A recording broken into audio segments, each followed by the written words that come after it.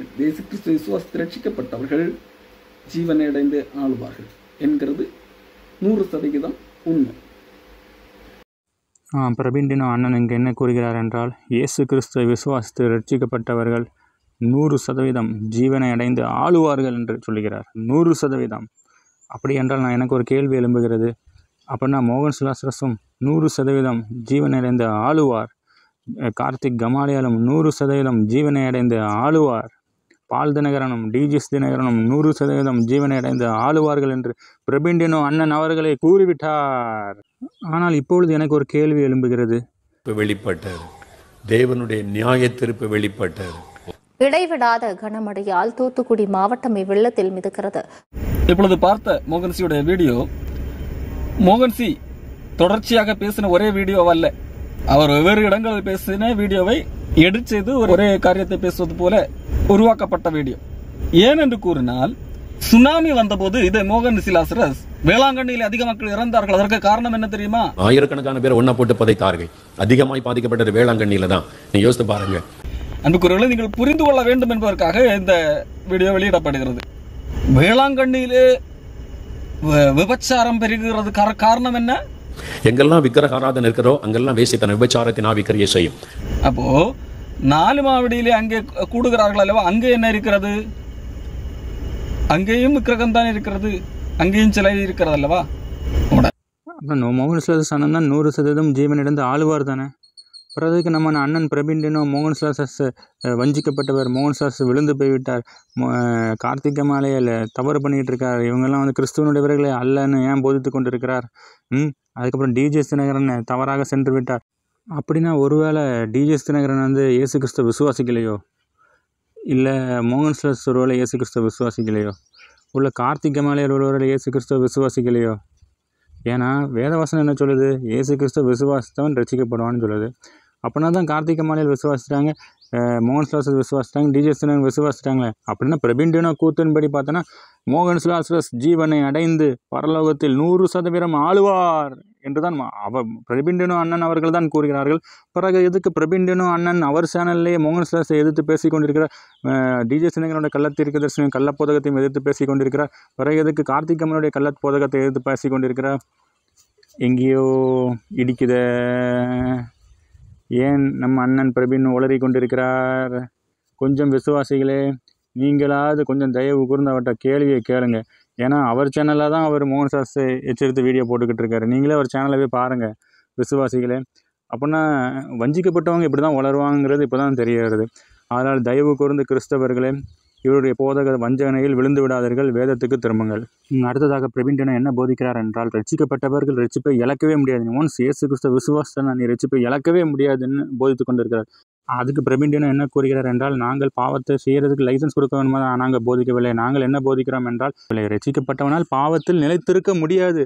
அவனுக்குள் அவருடைய விதை இருக்கிறது, அதனால் அவனால் பாவத்தில் நிலைத்திருக்கவே முடியாது நாங்கள் போதிக்கோம். ஆனால் இவங்க நாங்கள் பாவத்துக்கு லைசன்ஸ் கொடுக்குறோன்னு சொல்லி போதித்து கொண்டு இருக்காங்கன்னு சொல்கிறாரு. அப்படி பாவத்திலே நிலைத்திருக்கணும்னா ரட்சிக்கப்பட்டவன் எல்லாமே இப்போ பாவம் செய்யாமலே இருக்கான்? இல்லை பிரபீன் அவங்க குரூப்பில் இருக்கிறவனே பாவம் செய்யாமலே இருந்துகிட்டு இருக்கான்? அதை அவங்க சொல்ல முடியுமா? அது மட்டும் இல்லாமல் லெனின் என்ன போதித்து கொண்டு இருக்கிறார், ரட்சிக்கப்பட்டவன் பாவம் செய்வான்னு போதித்துட்டு இருக்காரு. இவர் பிரபீன் அவன் பாவத்தில் நிலைத்திருக்கவே மாட்டான், ஏன்னா விதம் எனக்குள்ளே இருக்கிறதுன்னு சொல்லிக்கிட்டு இருக்காரு. லெனின் என்ன சொல்கிறாரு? பாவத்தை செய்வான், அவன் கடைசி வரைக்கும் முடிவு பண்ணி அவன் பாவம் செய்ய தான் செய்வான்னு லெனின் போதிக்கிறாரு. அப்படிப்பட்ட லெனினை ஏன் பிரபீன் எதிர்க்கவில்லை? எங்கேயோ இடிக்குத. விசுவாசிகளே, இதை நீங்கள் பிரபீன் இடத்தில் கண்டிப்பாக கேட்க வேண்டும். ஆனால் விசுவாசிகள் இப்படிப்பட்ட நூதன போதனைகளால், இந்த பிரபீன் லெனின் போன்றவரோட நூதன போதனைகளால் யாரும் நீங்கள் வஞ்சிக்கப்பட்டு விடக்கூடாது என்பதற்காக தான் இந்த பதிவு. அப்படி என்றால் வேதம் இதை குறித்து தெளிவாக நமக்கு என்ன எச்சரித்து என்ன போதிக்கிறது என்பதை நான் இந்த வீடியோவில் தெளிவாக விளக்குகின்றேன். அதாவது ரட்சிக்கப்பட்டவன் ஒருவன் இயேசு கிறிஸ்துவ விசுவாசத்தை ரட்சிக்கப்படுகிறான். அவன் முதலாவது ரட்சிக்கப்படுகிறான். ரட்சிப்புங்கிறது ஒரு ப்ராசஸ் என்பது தான் வேதம் நமக்கு தெளிவாக போதித்து கொண்டு வருகிறது. அதனால் அந்த ரட்சிப்பை நம்ம காத்துக்கொள்ள வேண்டும். அதைத்தான் பவுல் சொல்கிறார், நான் விசுவாசத்தை காத்து கொண்டேன் என்று. விசுவாசத்தை காத்து கொள்ளாதபடிக்கு உலகத்தில் நமக்கு எதிர்வினைகள் உண்டு. அதனால தான் பவுல் ஜாக்கிரதையாருங்கள், எச்சரிக்கையாருங்கள் கூறுகிறார். அப்படின்றால் நம்ம இந்த ரட்சிப்பு ஒரு விலை பெறப்பெற்ற ஒரு முத்து. இந்த முத்தை நாம் காத்து கொள்ள வேண்டும். எப்படி என்றால் பரிசுத்தத்தில் நாம் காத்து கொள்ள வேண்டும். இந்த உலகத்தில் நமக்கு பாவம் செய்வதற்கான வழிகள் உண்டு, எல்லாம் உண்டு, டெம்டேஷன்ஸ் உண்டு. ஆனாலும் நீங்கள் கிறிஸ்துவின் மேலே பற்றும் விசுவாசத்தில் பூரணமாய் இருந்து இந்த பாவ இச்சைகளையும் இந்த காம விகாரங்களையும் நீங்கள் ஜெயித்து விசுவாசத்துடன் அதற்கு விலகி ஓட வேண்டும் என்று தான் பவுல் கூறுகிறார். அதனால் இதற்கு நாம் விழுந்து போகிறதற்கும் வழிகள் இந்த உலகத்தில் உண்டு. அதனால் நீங்கள் ஜாக்கிரதையாக இருந்து உங்கள் பரிசுத்தத்தை காத்துக்கொள்ளுங்கள். பரிசுத்தத்தில் இன்னும் பரிசுத்தமாய் வளர்ந்து பூரண பரிசுத்த நிச்சயத்தோடு நீங்கள் அவரிடத்தில் சென்றடையுங்கள் என்று தான் நமக்கு வேதம் எச்சரிக்கின்றது. அதைத்தான் இங்கே பாருங்கள், 2 பேதுரு 2:21 அவர்கள் நீதியின் மார்க்கத்தை அறிந்த பின்பு தங்களுக்கு ஒப்புவிக்கப்பட்ட பரிசுத்த கற்பனையை விட்டு விலகுவதை பார்க்கிலும் அதை அறியாதிருந்தார்களானால் அவர்களுக்கு நலமாயிருக்கும் என்று பேதுரு எவ்வாறாக சொல்லுகிறார் பாருங்கள். அப்படியென்றால் இந்த பிரபின்னினோ போன்றவர்கள் ரட்சிப்பை இழக்க முடியாதுன்னு போதித்து கொண்டிருக்கிற அத்தனை கள்ள போதகர்களும் இந்த வசனத்தை நிராகரிக்கிறார்கள். இதை போன்ற நிறைய வசனத்தை நிராகரிக்கிறார்கள் அவர்கள். ஆதலால் இப்படி போதிக்கின்ற ஒவ்வொருவரும் நான் கிறிஸ்துவ நிமித்தமாக உங்களுக்கு எச்சரிக்கிறேன், ஜாக்கிரதையாக நீங்கள் ஒவ்வொருவரும் மனம் திரும்புங்கள். ஆதலால் நீங்கள் ஒவ்வொருவரும் அவருடைய ஆக்கினைக்குள்ளாக சென்று விடக்கூடாது என்பதற்காக தான் இந்த பதிவு. அதாவது தயவு கூர்ந்த சத்தத்தை கேட்கிற நீங்கள் மனம் திரும்புங்கள். சட்டம் வந்த போது என்னது, சட்டத்தினுடைய எண்ணிக்கை கூட கூட குற்றத்தினுடைய எண்ணிக்கை தான் பெருகுகிறது. காரணம் என்ன? சில காரியங்கள் சட்டம் இல்லாத போது அது தவறாக பார்க்கப்படாது, அது செய்ய வேண்டும் என்ற எண்ணம் கூட வராது ஒருவேளை. ஆனால் ஒரு காரியத்தை செய்யக்கூடாது என்று சொல்லும் போது அது செய்ய வேண்டும் என்கின்ற ஒரு தூண்டுதலுக்கு மனிதன் உள்ளாகிறார். அப்போ சட்டத்தின் எண்ணம் கூட கூட மீறுதலுடைய எண்ணிக்கை பெருகுகிறது. மீறுதல் பெருகும்படிக்கு நியாயப்பிரமாணம் வந்தது. இங்கே பிரபீன் அண்ணன் என்ன கூறுகிறார் என்றால், மீறுதல் பெருகும்படிக்கு நியாயப்பிரமாணம் வந்தது என்று கூறுகிறார். அது உண்மைதான்.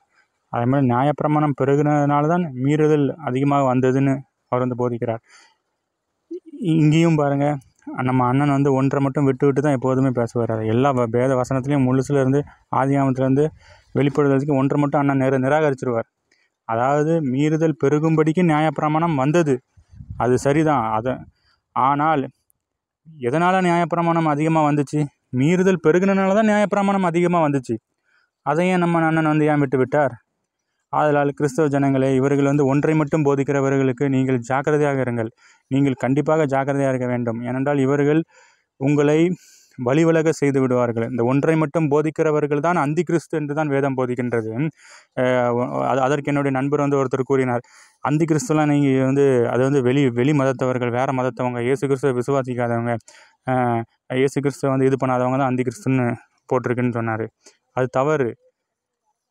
அந்தி கிறிஸ்து என்பது நமக்கு வேதம் எதை சுட்டி காட்டப்படுகிறது என்றால், ஒருவன் இயேசு கிறிஸ்துவை விசுவாசித்து வந்தவன் விழுந்து போனவன் தான் அந்தி கிறிஸ்து என்று தான் வேதம் போதிக்கின்றது. அதுக்கு சிறந்த உதாரணம் யூதாஸ் கரியோத். யூதாஸ் கரியோத் என்ன பண்ணினான்? அவரோட கூட இருந்தான். யூதாஸ் கரியோத் அவரை விசுவாசிக்கத்தானே செஞ்சான். விசுவாசிக்கலையா? விசுவாசித்து எல்லாவற்றும் சாரம்சத்தையும் அறிஞ்சிருந்து விழுந்து போய் அவன் காட்டி கொடுத்தான். அவன் தான் அந்தி கிறிஸ்து. அதே போல் யார் இயேசு கிறிஸ்துவை விசுவாசித்து வந்து கிறிஸ்துவை சாரம்சம் எல்லாத்தையும் ருசி பார்த்து விழுந்து போவான் தெரியுமா? விழுந்து போய் திரும்ப ஊழியம் போனான் பார்த்தியா, அவனை தான் அந்தி கிறிஸ்து என்று வேதம் ஆணித்தரமாக சுட்டி காட்டுகின்றது. அதை விசுவாசிகளை புரிந்து கொள்ளுங்கள். அதை என் நண்பர் அவர் கூறினது முற்றிலும் தவறானது. அவர் என்ன கூறினார் என்றால், அந்தி கிறிஸ்து என்றால் வெளி மதத்தவர்கள்னு. வெளி மதத்தவர்கள் அந்தி கிறிஸ்து கிடையாது. வேதத்திற்குள்ளே இருந்து இயேசு கிறிஸ்துவை விசுவாசித்து அவர்கள் தாங்கள் வஞ்சிக்கப்பட்டிருக்கோம் என்று தெரியாமலேயே ஊழியம் பண்ணி கொண்டிருப்பார்கள். அவர்கள் தான் அந்தி கிறிஸ்து என்று தான் வேதம் நமக்கு போதிக்கின்றது. ஆதலால் இதை விசுவாசிகளை நீங்கள் புரிந்து கொள்ளுங்கள். அடுத்ததாக அந்த பிரபின்டினோ லெனின் பிரபின்டினோவுக்கு முற்றிலும் எதிர்கருத்தை வைத்து கொண்டிருக்கிறார். இந்த பிரபின்டினோ எதுக்கு லெனினை எச்சரிக்கலை? லெனினை குறித்து விசுவாசிகளுக்கு எச்சரிக்கலை. ஏன் மோகன் சிலஸ் இவங்களை மட்டும் குறித்து எச்சரித்து கொண்டிருக்கிறார்? லெனின் முற்றிலும் பாவம் செய்து கொண்டே இருப்பான்னு போதித்து கொண்டிருக்கார். இவர் பாவத்தில் நிலைத்திருக்க மாட்டான்னு போதிக்கிறாரு. அப்புறம் லெனினை மட்டும் கண்டிக்காதது ஏன்? விசுவாசிகளே, இந்த கேள்வி உங்களுக்கு எழும்புகிறதா? கொஞ்சம் நீங்கள் சிந்தித்து பாருங்கள். அவரை நோக்கி கேளுங்க, ஏன் நீங்கள் லெனினை மட்டும் கண்டிக்கவில்லை? ஏன்